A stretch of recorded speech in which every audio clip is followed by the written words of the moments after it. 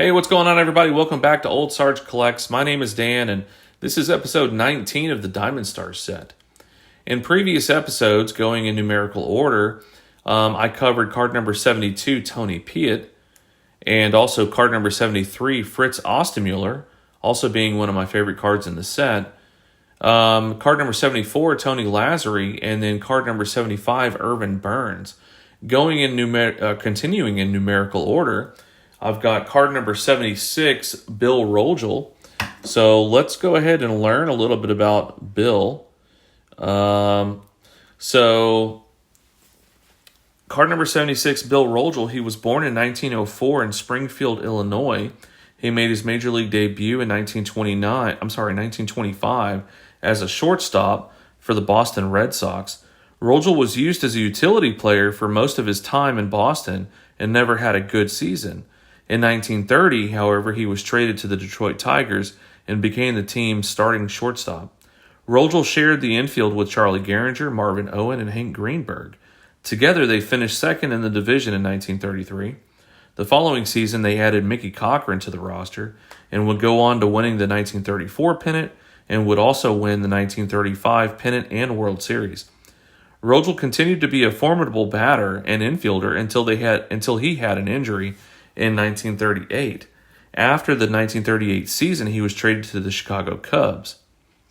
So it was the Cubs that the Tigers beat in the 1935 World Series. And when Rogell joined the Cubs in 1939, he was met with hostility due to the resentment of the Cubs players.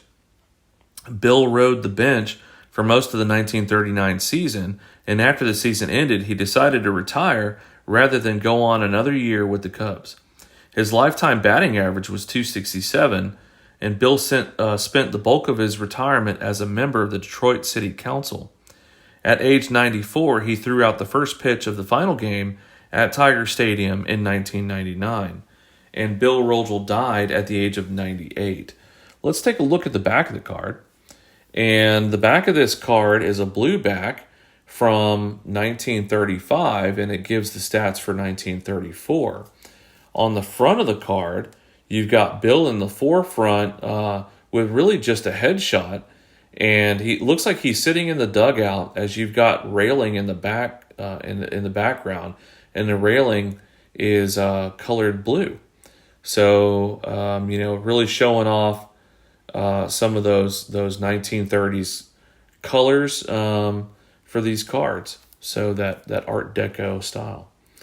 All right, so that is Bill Rogell, card number 76.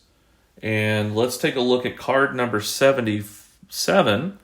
And another one of my favorite cards in this set, and that is of Charlie Gehringer, his teammate.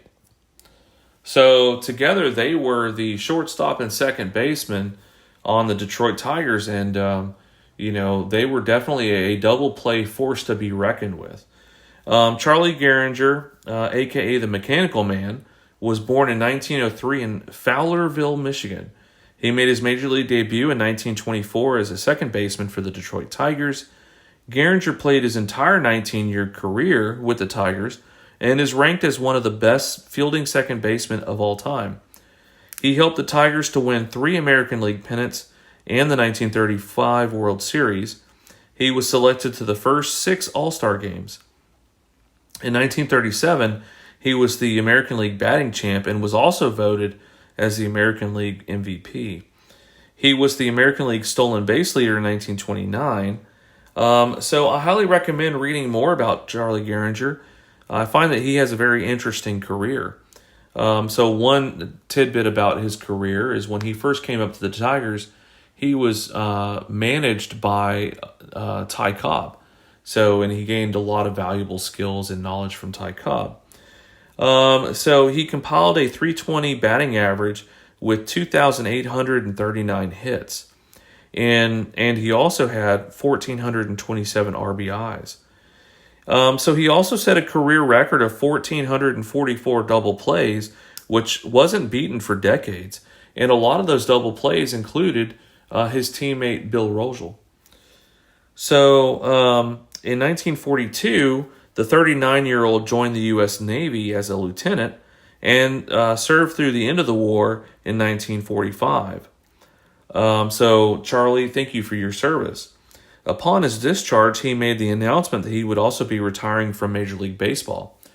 So, baseball set his retirement as the year 1942 when he left for service. Because after his service, he never really went back to baseball. He was inducted into the Major League Baseball Hall of Fame in 1949, and after his playing days ended, he went on to being the GM for the Tigers until 1953. Charlie Gehringer died at the age of 89 in 1993. Let's take a look at the back of the card and the front of the card. So, on the back of this card, it's a greenback, and let's try to get it to focus here. It's a greenback, and it's from 1935, and it shows the stats for 1934. Now, the fielding tip on the front, the card says that a hard hitter can always find a place on any team, even though he may be an awkward and sloppy fielder. It says to never miss a chance to practice hitting. And I think this just goes to show that most managers and baseball as a whole, they prefer a good hitter over a good fielder.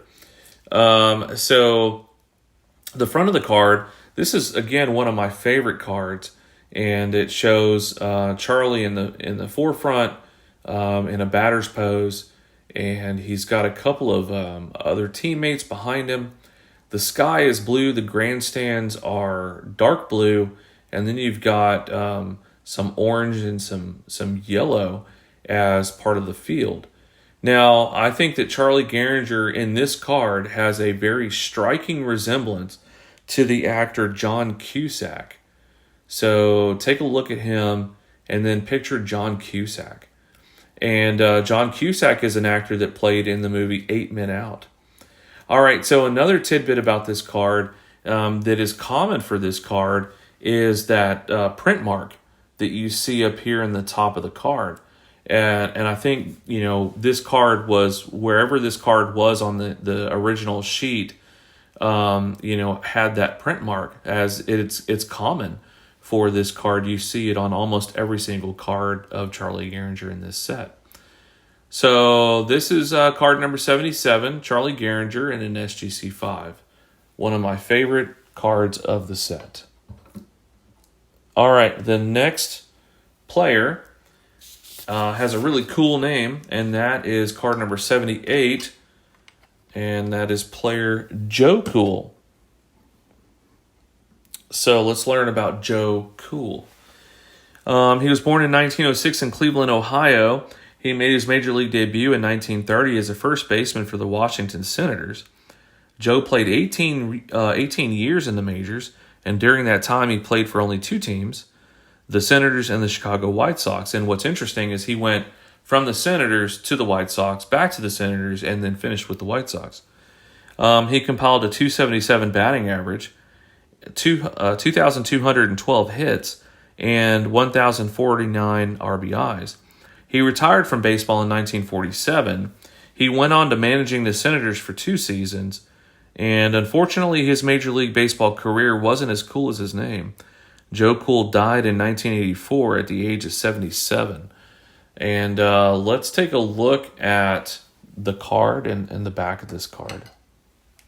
So it's a blue back, focus camera. It's a blue back, and it's a 1935 card, gives the stats for 1934. The tip is for first baseman. It says, as a first baseman, take any ground ball you can lay your hands on and put the burden of covering the bag on the pitcher. And then the front of the card is got Joe Kuhel in the foreground of the card. What I really like about it is got that W on his sleeve, and you can see part of his jersey number here. Also, you've got the Washington emblem on his cap. So there's a lot of good attention to detail in this card. And then also, if you can see all the way in the back, there's some other players, or maybe groundskeepers or grounds crew for the Washington Senators. Just a really cool card. I can't say cool enough with this card. Anyway, so that is card number 78, Joe Kuhel in an SGC 3.5. And on to the last card, and that is of card number 79, Willis Hudlin. So let's get that card in there. And let's learn a little bit about Willis Hudlin. He was born in 1906 in Wagner, Oklahoma. And he made his Major League debut in 1926 as a pitcher for the Cleveland Indians. He played most of his career with the Indians, but in 1940 he was traded to the Washington Senators, the New York Giants, and the St. Louis Browns. Willis Hudlin became the second player to compete on 4 different teams in the same year. Today there have been a total of 10 players to do this. Hudlin was the pitcher who gave up Babe Ruth's 500th home run. Willis Hudlin served in the Army Air Corps during World War II. He missed the 1941, 42, and 43 seasons due to his service. So, Willis, thank you so much for your service. My grandfather was also in the Army Air Corps during World War II. I wonder if y'all crossed paths at some time. Hudlin returned from the war and played in the 1944 season and would go on to retire at the end of the 1944 season. Later, he managed a minor league team. He became a pitching coach for the Detroit Tigers and also scouted for the New York Yankees. Willis Hudlin died in 2002 at the age of 96. So let's take a look at the card. The back of the card is a greenback, and it's from 1935, gives the stats for the 1934 season. And let's talk about the tip.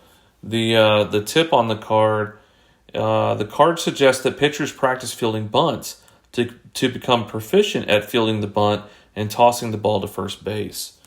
And the front of the card, you've got Willis Hudlin in his Indians uniform. Really love those pinstripes that you see. And he's got his Cleveland Indians hat on that you can just barely make out the C on the cap. Other than that, you've got some bold colors of the blue, yellow, oranges, dark blue, and green, often used in this set for that Art Deco style. So that wraps up all the cards that I was going to show you today for episode 19 of the Diamond Stars set. I really hope you enjoyed this episode, and y'all keep hunting the good stuff. And until next time, take care.